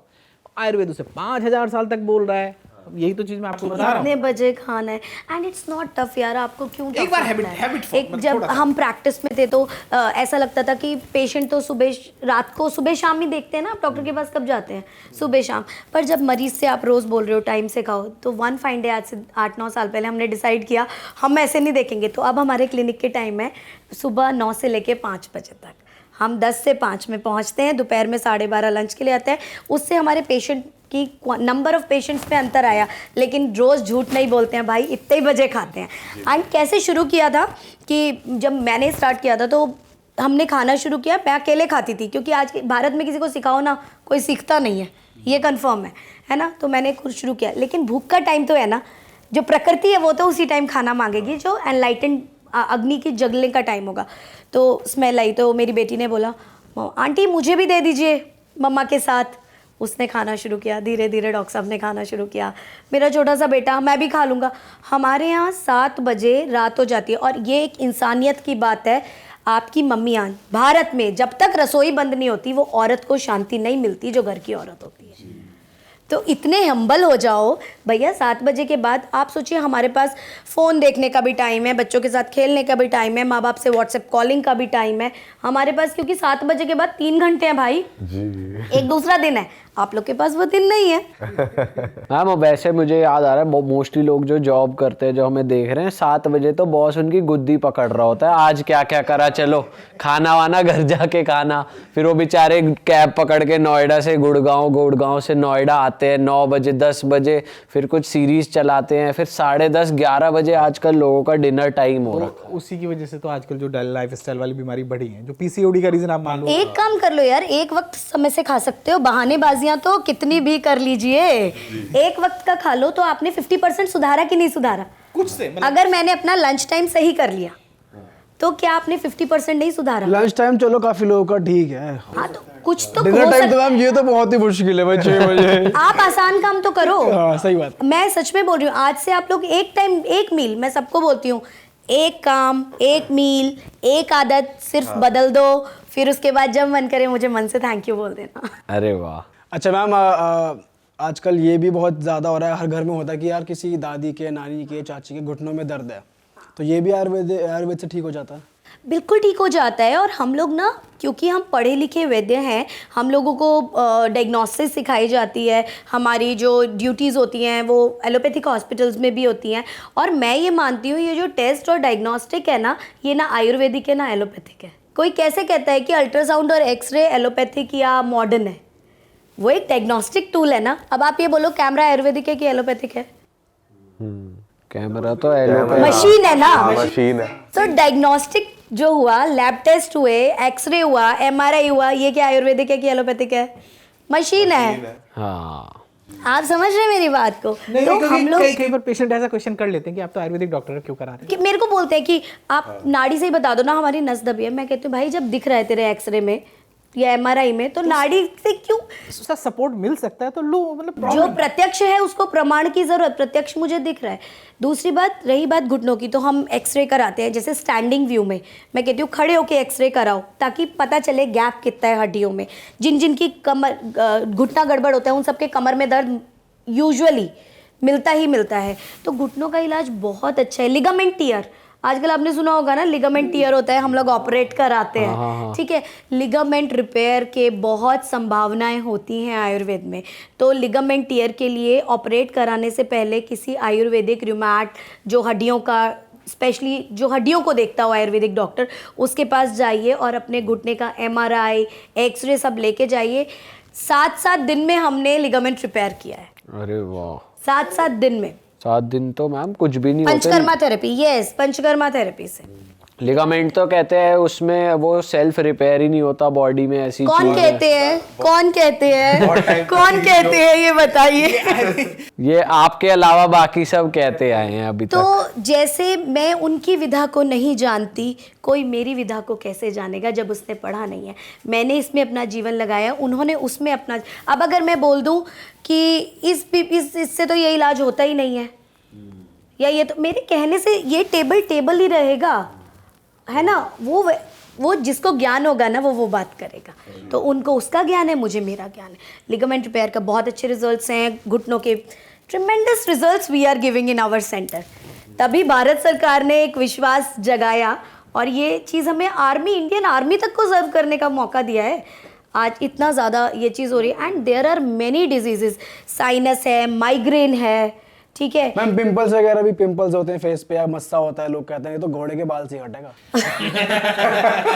देखो, वो भी आप ट्रीट करते हैं। हाँ, अब मस्से तो हम लोग 2 मिनट में, 2 मिनट ज़्यादा है ना डॉक्टर साहब? 2 मिनट? 2 मिनट ज़्यादा है, सॉरी, विद इन 15 सेकेंड में हम हटा देते हैं। देयर इज़ अ पंचधातु शलाका, 5 धातु की एक स्टिक बनी हुई होती है। लोहा, तांबा, सोना, इस तरह के, चांदी, सब मिला के 5 और सप्त धातुओं की, उसको हम रेड हॉट करते हैं और यूं पकड़ के गायब। मैंने आप मेरे बहुत सारे फिर कोई टेस्ट, मार्क भी रह जाता है, कुछ निशान रह जाता है। देखिए अगर वो डीप सिटेड है, मस्सा अगर ऐसा है तो वो जहां से निकलेगा जगह खाली होगी। लेकिन अगर वॉट है और वो ऊपर ही है, उसको बस हटा दो, गायब। बिना मतलब दर्द के।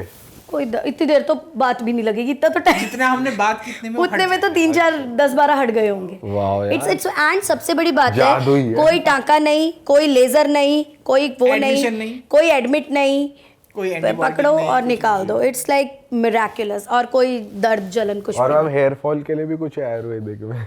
बहुत मजेदार बताते हैं। बहुत सारा तेल मत लगाइए सर में, तेल चपेट के जो आप अपने जो तकियों को, चंपी कराते हैं वो ना कराए। मन से ना मन तो सही है, चंपी। अगर उसका जो काम है वो मानसिक शांति है, सिर को रिलैक्सेशन देना है, हमें न्यूरॉन्स को मज़ेदारी देनी है। लेकिन वही बात अगर बालों की होती है तो भैया ये बाल है, कोई ऐसा नहीं है इस पर रोज़ तुम ऐसे चपेटते हो और फिर वो बालों में छोटे छोटे रोमकूप हैं, छोटे छोटे छेद हैं। तो आप जैसे पेपर पे जब ऑयल डालते हैं तो क्या होता है, 9th-10th में एक्सपेरिमेंट किया ब्लॉटिंग पेपर वाला, लिटमस वो जो पूरे पे उसमें डालते हो ऐसे फैलती है, फैल जाता है। सेम सिर पे भी ज़रा सा आप लगाओगे एब्जॉर्ब। अब आप स्किन पे ऑयल लगाओ, क्या होता है पूरे में हो जाता है। आप हाथ पे उतना तेल लगा के जा सकते हो जितना वहाँ जा सकते हो, बाहर सर पे लगाते हो। सर पे किस तरह से, तो मोर ऑयल, फिर धोने के लिए मोर शैम्पू, फिर उसको कंडीशनर। भाई ज़रूरत क्या है इतनी सारी चीज़ों की? आयुर्वेदिक जैसे हमने हमारे घर में, क्योंकि डॉक्टर साहब खुद ऐसे परंपरागत फैमिली से आते हैं आयुर्वेद की, हमने हमारे घर में तो हमेशा केमिकल फ्री शैम्पू यूज़ किए हैं, केमिकल फ्री सोप्स यूज़ किए हैं। तो करो तो यूज, और इतना तेल मत चपेड़ो, हेल्दी खाना खाओ। तो कितना तेल लगाना चाहिए बालों पे? 4 कभी बूंद, लगानी नहीं चाहिए। 4 बूंद रोज धूप में बैठ के, ताकि एब्जॉर्प्शन हो। मतलब टच हल्का नहीं जी, हल्का। लगाइए, एक यहाँ एक यहाँ एक यहाँ, अच्छी बूंद, फिर उसे मसाज कीजिए, धूप में बैठिए, विटामिन डी मिलेगा, एब्जॉर्प्शन होगा, फंगल इन्फेक्शन गर्मी से, धूप से, यूवी रेज से जाएगा। कुछ तो कीजिए, कुछ रेज तो अच्छी हैं, सिर पे तो लीजिए। देखिए अस्थि धातु के 2 बाय प्रोडक्ट हैं, दांत और बाल। बाल बिल्कुल काला और दांत बिल्कुल सफेद। सफेद। Beauty of Ayurveda. मैम एक चीज़ आजकल और बहुत ज़्यादा कॉमन है, लाइफस्टाइल की वजह से कह लो या कैसे भी कह लो, कि लोगों को मेंस में वुमेन्स में दोनों में फर्टिलिटी इश्यूज बहुत ज़्यादा आ रहे हैं, जिसकी वजह से आईवीएफ पे लोगों को जाना पड़ रहा है, वो ऑप्शन चूज करना पड़ रहा है, और वो भी 100% सक्सेसफुल नहीं होता। Correct. तो आयुर्वेद में इसके बारे में कुछ मेंशन किया गया, इसके सॉल्यूशंस कुछ दिए गए हैं तो बताओ। देखिए जब जब इंसान ने सोचा है ना कि मैं ऊपर वाले से ऊपर हो गया हूँ, तब तब ऊपर वाले ने अपनी जगह दिखाई है, चाहे वो कोई भी हो। बेसिकली हमने सोचा मनुष्य बनाना आसान है, लेकिन एक बालक होने के पीछे बहुत सारे कारण होते हैं। स्पर्म है, ओवम है ना, उसके साथ स्त्री का शरीर है, पुरुष का शरीर है, मातृज भाव है, पितृज भाव है, ठीक है, कुछ कर्म है, पुराने जन्म के कर्म है, ये सब संचित होते हैं, तब एक संतान उत्पन्न होती है। और आप सोचोगे ट्यूबों में संतान बनाओगे। अब जैसे आयुर्वेद में इसके बहुत अच्छे रिजल्ट्स हैं। अभी मैं एक एग्जांपल देती हूँ। हमारे यहाँ एक पेशेंट आई थी, उसके 4 IVF फेलियर्स थे, ठीक है। अब वो मेरे पास आई और बहुत परेशान थी, तो मैंने तो भैया उसको पहली लाइन कही, सबसे पहले जिसकी तुम बेटी हो ना, उन माँ बाप पे तरस खाओ और अपनी हालत को ठीक करो। वो लाइफ ज़्यादा इंपॉर्टेंट है जो एग्जिस्टेंस में है। नई लाइफ लाने के लिए इस लाइफ को खराब मत करो। क्योंकि ऐसे जिनको आईएफ फेलियर होते हैं पेशेंट, आप समझ सकते हैं कि मतलब फाइनेंशियल बर्डन तो आएगा ही आएगा, मतलब प्लस बहुत डिप्रेस्ड हो जाते हैं। डिप्रेशन हो जाता है। 2500 लाख रुपया लग जाता है, एक IVF में 4-4 लाख रुपया लग रहा है ना। तो इतने तो सबसे पहले तो उस मरीज को यही बताया कि मैं तुम्हें ट्रीट करूंगी, बच्चे की बात हम बाद में करेंगे, पहले तुम ठीक हो जाओ, तुम अपना मन अच्छा करो, बच्चे के बाद में करेंगे। तुम ठीक हो क्या मैम, आप देख लीजिए। मैंने कहा नहीं, अगर कराना है, यही मेरा सिद्धांत है कि खेत ठीक नहीं होगा तो बीज कितना भी अच्छा हो कुछ नहीं होगा, खेत तो ठीक करना है। फिर मैंने उसको, हमने कहा आपको हम पंचकर्म करेंगे, 15 दिन का पंचकर्म पूर्व कर्म के बाद, मतलब पहले उसकी बॉडी को प्रिपेयर किया पंचकर्म के लिए, कुछ मेडिसिन दी। ऐसे नहीं कि आप आए हो तो आ जाओ आज ही पंचकर्मा हो जाएगा, देयर आर सर्टेन प्रोसीजर्स, ठीक है। उसको बुलाया, किया। अब जब पूरा थेरेपी हमने प्लान की थी, इस महीने भी करेंगे, अगले महीने भी 15-15 दिन का कोर्स करेंगे। पहले 15 दिन के बाद वो मेरे पास आई होगी। फिर 15 दिन हमारा एक ऐसा टाइम होता है, 15 दिन अगर जितना पंचकर्म होता है उसके द्विगुणा काल में रिजल्ट्स और अच्छे आते हैं, तो वो एक रेस्टिंग पीरियड होता है। तब भी उस यज्ञ को, जो हमने पंचकर्म रूपी यज्ञ किया है, उसमें अपना पूरा ध्यान देके अच्छे से हेल्थ का ध्यान रखना होता है, ठीक है। अब वो मेरे पास आई 1 महीने बाद और थोड़ी सी सैड थी। बोली मैम मेरी मदर इन लॉ बहुत गुस्सा कर रही हैं। क्या दिखाया, पीरियड तक नहीं आया मेरे को, तो कम से कम पीरियड ही रेगुलर हो जाता। क्या देख रही हैं ये मैडम। पहले दिन उसकी सास आई थी मेरे साथ, हस्बैंड कहीं बाहर रहते थे, ठीक है, एंड ये बीच में उनके पास होके आई है, हस्बैंड आई, जो भी है। तो मैंने कहा अच्छा, मैंने कहा प्रेगनेंसी टेस्ट तो कर लो। मैम क्या करेंगे प्रेगनेंसी टेस्ट करके, और ये है वो है। मैंने कहा, फिर मैंने उनको बस पूछा कि आप कब कहाँ थे, आप हस्बैंड के साथ थे या नहीं। तो मैंने कहा आप करो। तो बहुत कहने के बाद उसने एक टेस्ट किया और उसने मुझे बोला मैम ये तो आया है पर क्या पता गलत हो। मैंने कहा आ जाओ। तो वो आई, है ना, नाम नहीं बताऊंगी बट माहेश्वरी उनकी कास्ट थी। वो मेरे पास आई, हमने उनका एक यूरिन टेस्ट किया, पॉजिटिव। उसे यकीन ही नहीं, हमने अगला टेस्ट किया, 3 टेस्ट पॉजिटिव, एक उसका 2 हमारे। यकीन ही नहीं हो रहा है, क्योंकि उसको तो लगा अभी तो इनफर्टिलिटी का ट्रीटमेंट चालू ही नहीं हुआ है, ठीक है। अब उसके बाद इसमें क्या होता है, फिर हमने, क्योंकि हमारे पास तथ्य होने चाहिए, मैंने उसको एक बीटा HCG का टेस्ट लिखा। उसकी कुछ लिमिट्स होती है कि वो उतने से ज़्यादा होना चाहिए। अगले दिन उसका मैसेज आया और वो उसकी रिपोर्ट आई, उसमें बीटा HCG बढ़ा हुआ था, जो 4 to 6 वीक की प्रेगनेंसी में होना चाहिए, ठीक है। एक और नया ट्विस्ट था कि ये अगर प्रेगनेंसी ठीक है तो अगले ही दिन 24 घंटे में ये डबल हो जाती है। अगर इसकी रेंज, जो इसकी कंसंट्रेशन है ब्लड में डबल नहीं हुई, it means pregnancy is not normal, वो डिग्रेडेशन की तरफ जा रही है। प्रेगनेंसी हो तो गई थी लेकिन ख़राब हो रही है, अब ये सस्टेन नहीं होगी। हमने 24 घंटे बाद दोबारा टेस्ट कराया, दोबारा उसकी लिमिट्स डबल से भी ज़्यादा उसकी वैल्यूज़ हैं। What else is needed. तो हमने चिकित्सा केवल IVF, बच्चा होना, भाई बच्चा होगा किसे, लेडी या जेंट्स को होगा ना, उनकी मानस स्थिति कैसी है। तभी तो बोला शरीर इंद्रिय सत्वात्मा, इन सब के साथ सम दोषा सम अग्निश्च सम धातु मलः क्रिया प्रसन्न आत्म इंद्रिय मन स्वस्थ इति अभिधीयते। तो मैंने एक लड़की को स्वस्थ किया, उसके अंदर वो बचपन जगाया कि बाबू तू भी वैल्यूएबल है, तेरी भी बहुत ज़रूरत है, तेरे माँ बाप भी दुखी होंगे, तू दुखी होगी, तो सेकेंडरी जो आने वाला है वो तो है ही नहीं एग्जिस्टेंस में, उसकी वजह से जो है उसको वैल्यू ही नहीं कर रही।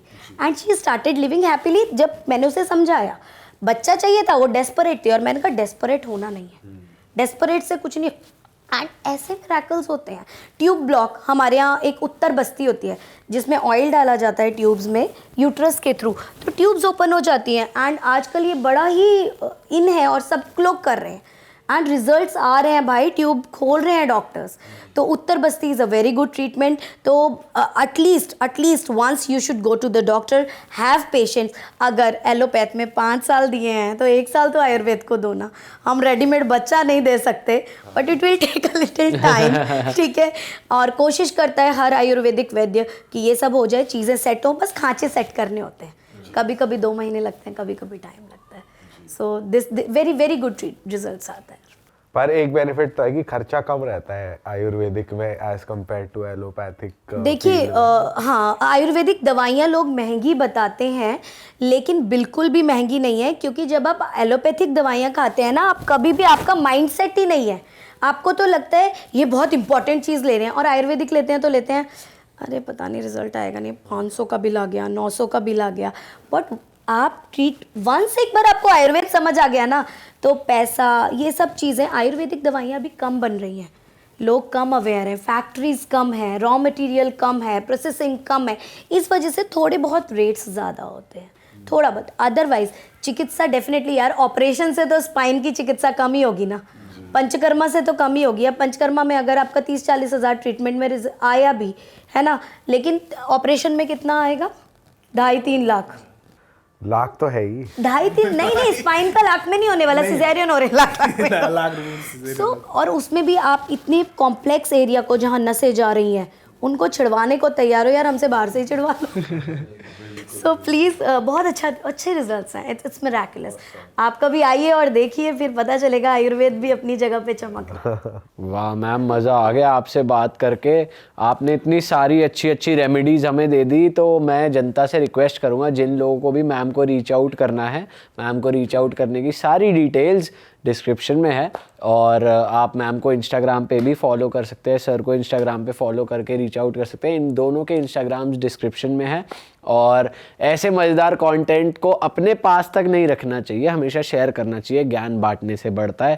और दोस्तों, मैं आपको बताना चाहूँगा, हमारी मर्च आप चेकआउट कर सकते हैं। हमने अभी फ़िलहाल नहीं पहनी क्योंकि हमारे पास नए डिज़ाइंस नहीं आए। आप realhitstore.com चेकआउट कर सकते हैं और बढ़िया बढ़िया शॉपिंग कर सकते हैं अपने लिए। और हम ऐसे ही मज़ेदार कंटेंट आपके लिए लाते रहेंगे। सर, मैम, जाने से पहले आपके कुछ फाइनल वर्ड्स, कुछ आप लास्ट मैसेज हमारी ऑडियंस को देना चाहते हो? आयुर्वेद को अपनी रसोई से ढूंढना शुरू करें। सोते, जागते, उठते, बैठते, और ख़ासकर जो बच्चे अभी छोटे छोटे हैं ना, उनके अंदर गर्म पानी पीना, कुछ गड़बड़ी है तो हींग लगाना, अपनी दादी नानी से वो लिखिए और अच्छे डॉक्टर के पास रीच आउट होइए, आयुर्वेद को अपनाइए। बेसिकली आप क्या, आयुर्वेद आपको अपनाए, ऐसी प्रार्थना कीजिए, और आयुर्वेद से पक्का रिजल्ट्स मिलते हैं। आज सारी दुनिया हमारे आगे नतमस्तक है, हम आज गुरु बनने वाले हैं, है ना, विश्व गुरु की लाइन में लगे हैं। तो मैं सच में बोलूँगी, नए बच्चों से बोलूँगी, आयुर्वेद में अपना करियर बनाएं और बीमारियों के लिए आयुर्वेद को प्रथम वरीयता दें। वो आयुर्वेद या वैद्यों की उसके लिए नहीं, अपने लिए, क्योंकि एक अंग को ठीक करके हमें दूसरे अंग को खराब नहीं करना है। एक लास्ट कोट, एक मैं अपनी बात करूँगी कि शरीर इंद्रिय सत्वात्मा संयोगोधारी जीवितम नित्यं अनुबंधश्च पर्यायर आयुरुच्यते। आयु क्या है? WHO ने भी यही कहा, मेंटल, फिजिकल, स्पिरिचुअल वेलबींग। इसीलिए अभी क्या हो रहा है, शरीर तो हो रहा है, ठीक है, लेकिन सत्व, आत्मा और इंद्रिय, इसका काम नहीं हो रहा है। तो 25% शरीर का काम तो अन्य पैथियाँ कर रही हैं, 25% के लोग थोड़ा आगे भी बढ़ गए हैं हमसे, लेकिन शरीर, इंद्रिय और आत्मा 75% काम नहीं होना। और शरीर वाली चीज़ में हम एक्सपर्ट हैं, हम कर लेंगे। और we are the complete package Ayurveda. We are का मतलब डॉक्टर सुनेत्री, डॉक्टर परीक्षित या कोई नाम वैद्य नहीं है। आयुर्वेद एक कंप्लीट पैकेज है जो आपको लंबी आयु के साथ सुख आयु भी दे सकता है, हित आयु भी दे सकता है। सो इन्हीं शब्दों के साथ आयुर्वेद से आप अपने को स्वस्थ रखें। भगवान धन्वंतरी आप सभी को उत्तम स्वास्थ्य दे। और धन्वंतरी भगवान सिर्फ इसके लिए नहीं होते जो धनतेरस पे पूजा करते हैं, धनतेरस पे लोग छलनी भी खरीद लाते हैं, तो उस दिन अमृत वर्षा होती है, कृपया ऐसा पात्र खरीदें ताकि धन्वंतरी पहला सुख निरोगी काया। तो भगवान धन्वंतरी आप सभी को ब्लेस करें और आप सभी को आशीषित रखें और खूब आरोग्य प्रदान करें। आयुर्वेद अपनाएं, हर घर आयुर्वेद, घर घर आयुर्वेद, हर पल आयुर्वेद। मेरा वाह भाई क्या एंड हुआ है पॉडकास्ट का। तो चलो मजा जी आ गया। मिलते हैं नए पॉडकास्ट में। Till then like comment share and do subscribe to our channel also. Bye bye bye, bye, जय श्री राम, जय जय श्री राम।